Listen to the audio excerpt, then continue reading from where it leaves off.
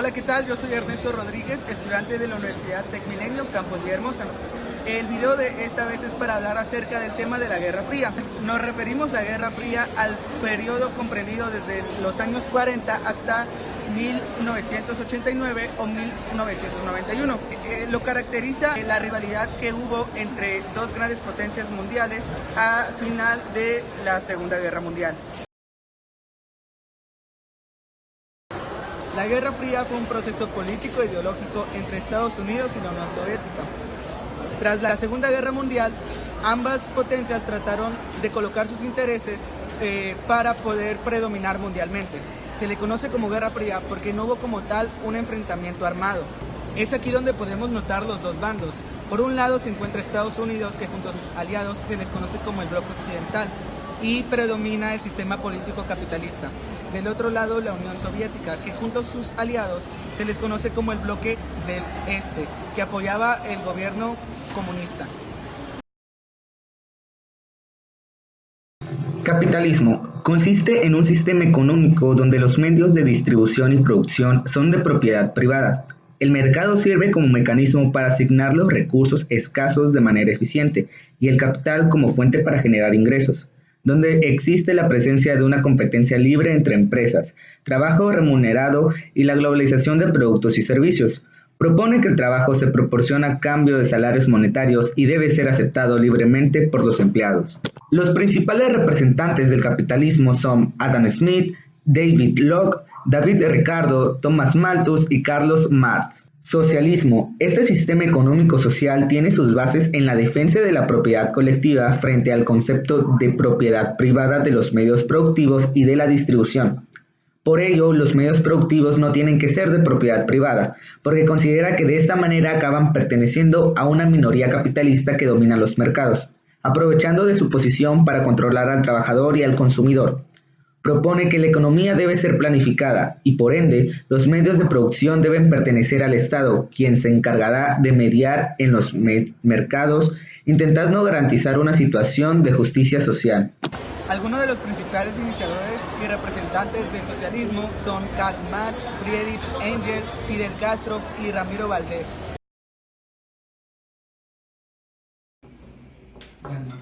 Buenas tardes, estoy aquí con el profesor Carlos Natividad, en el cual vamos a hacer unas preguntas acerca del tema de la Guerra Fría.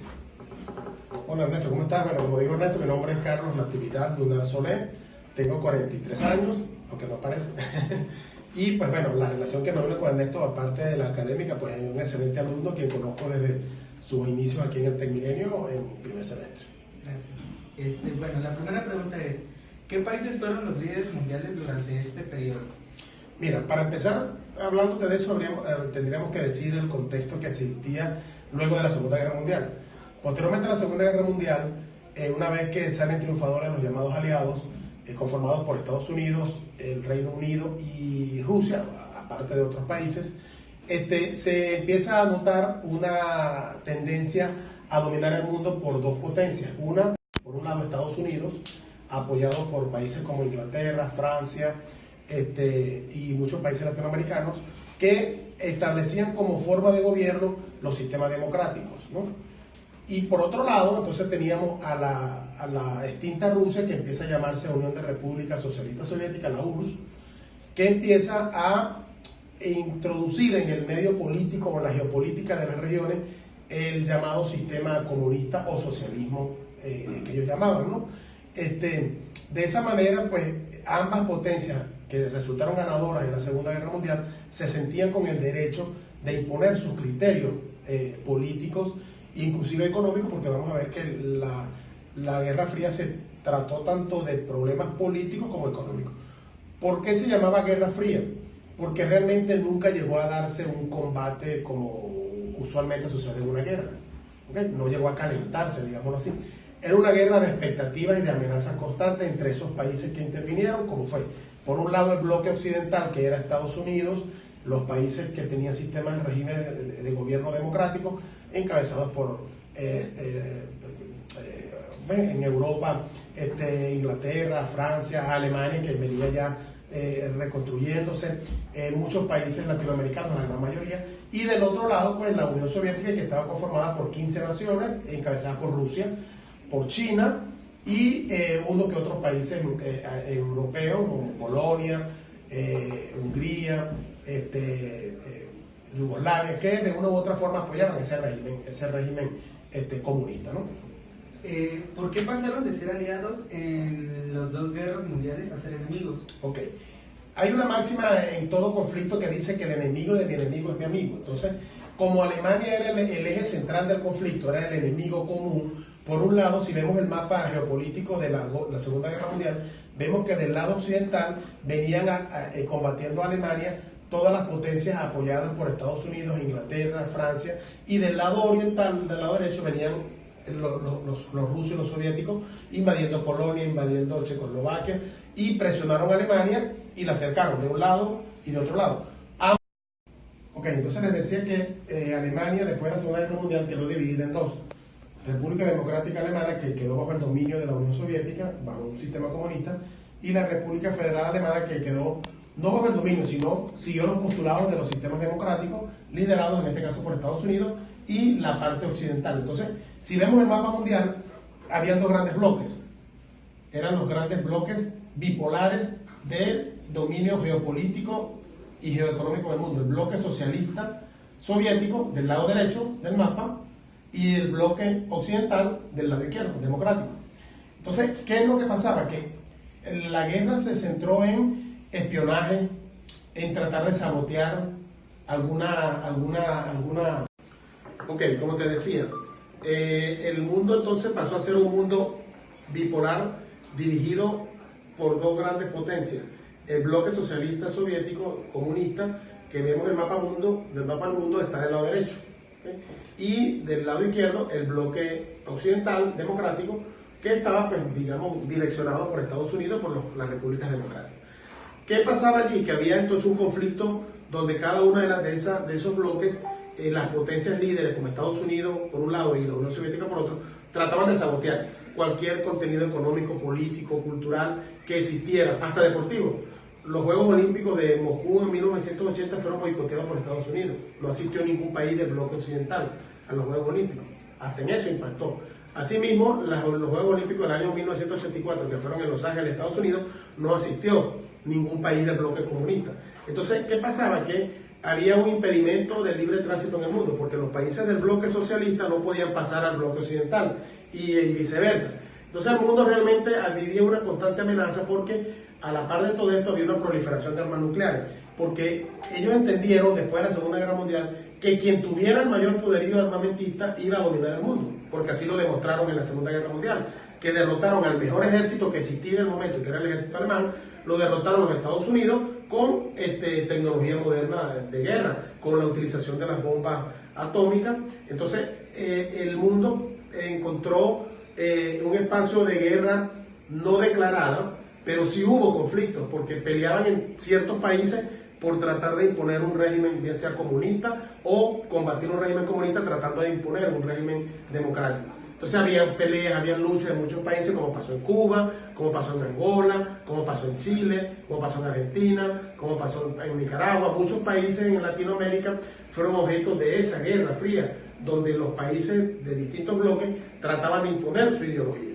En el aspecto económico también hubo grandes conflictos, porque la economía comunista, como sabemos, es una economía centralizada, estatista, donde el gobierno, el Estado, es el que rige los patrones de conducta de los ciudadanos dentro de una economía libre. En cambio, en el bloque occidental, pues vemos el libre mercado, el capitalismo, la propiedad privada. Entonces había una diferenciación grande entre dos sistemas.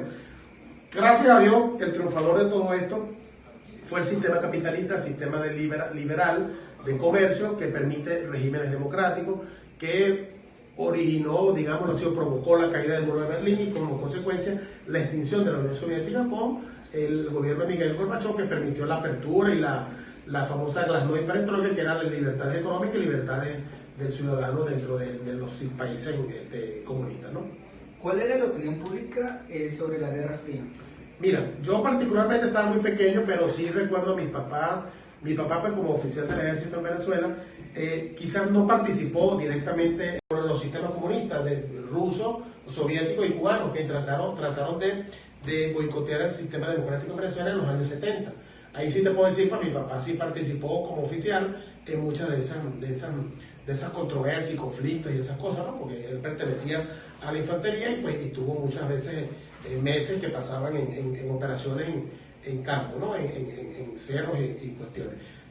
También hubo problemas en Chile, donde la opinión mayoritaria de la gente contra Salvador Allende, un régimen comunista que trató de romper con todo el esquema democrático y de propiedad privada que existía, provocó pues también el derrocamiento de Salvador Allende por las fuerzas militares de Pinochet, y así en muchos países. Aquí en México también hubo la que hoy se conmemora precisamente la matanza de Tlatelolco, que precisamente era una manifestación contraria a un gobierno, pero liderado por, y no es un secreto para nadie, por grupúsculos de socialistas comunistas que trataban de socavar el sistema democrático mexicano para tratar de imponer un sistema comunista como lo veían en otros países, ¿no?